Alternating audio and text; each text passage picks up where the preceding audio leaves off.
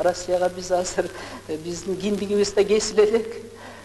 Мындайча айтканда туура, биз жаңы төлөлгөн бара киндиги кесиле элек баладайбыз. Кыргызстандын туңгуч президенти Аскар Акаев экс-президент макамын алууну көздөйт. Мындай өтүнүч менен Акаев жогорку кеңешке кайрылганы маалым. Учурда коомчулук бул маселени катуу талкууга алып жатышат. Ал ортодо президент Садыр Жапаровдун кабар маалымат агенттигине Аскар Акаевдин экс-президент макамына байланыштуу маеги чыгып, аталган маселе боюнча Акаев аны менен макулдашпаганын ачык айтты.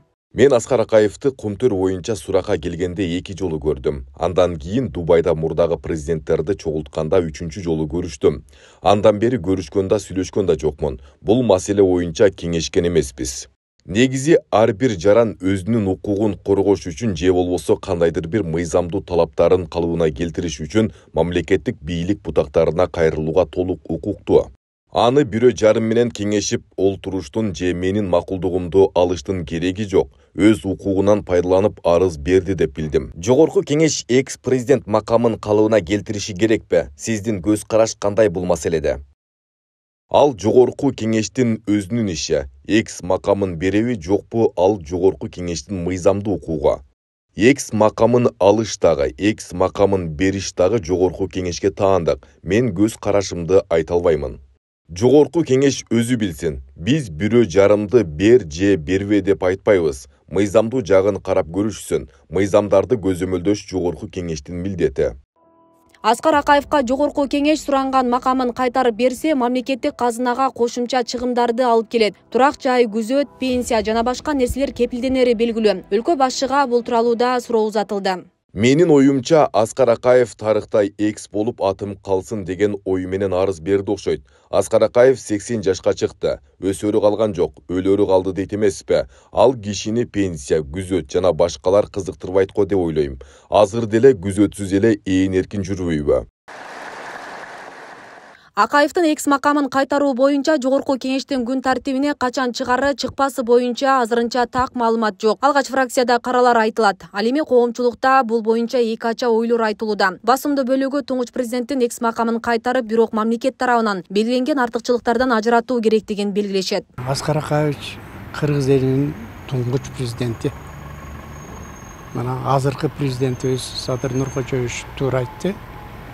Парламент өздөрү билет, өздөрү чечет, бирок ушундай возможность бар.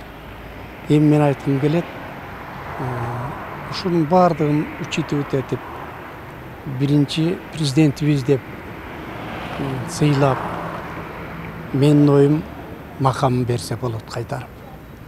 Бирок эми мен баягы экономический точка зрения деп айтканда, бул баягы медицинасы бар, анан кийин коргоочусу бар, жан сакчылары бар, анан машинеси бар, анан үйү бар, бала чакасын бүт бирөөлөр кереги жок. Алып ташташ керек. Мына кыргыз эли ушуну туура баалаш керек. Азыр ошол экс деген макамын калтырып, андай колдоо көрсөтүүнү токтош керек. Экономический чыгымды кылбаш керек. Акаев экөөбүз теңбиз. Мен да 44, 15 май, ал 44, 10 ноябрь. Анан эми биздин эчкинин жашында жашыбыз калды. Ал жагын эске алса, кыргыз эли колдосо, өздөрүнүн пикирлерин айтса, аны парламент ойлонуп көрүш керек. Парламентте деле баардыгы эле бир пикирде боло бербейт.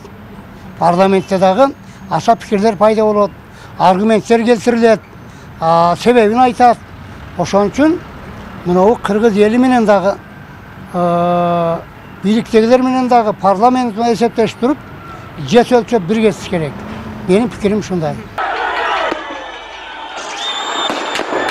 Кыргызстанды 1991-жылы эгемендүүлүк алгандан бери 6 президент башкарды. Алардын ичинен Роза Отунбаева менен Сооронбай Жээнбеков гана экс-президент макамына ээ. Белгилей кетсек, Аскар Акаев Кыргызстанды 1990-2005 жылдар аралыгында башкарган. Ал 2005 жылы 24 марттагы төңкөрүштөн кийин бийликтен кулатылган. Акаев өлкөдөн качып Москвага кеткен, кийинчерээк кызматын тапшырган.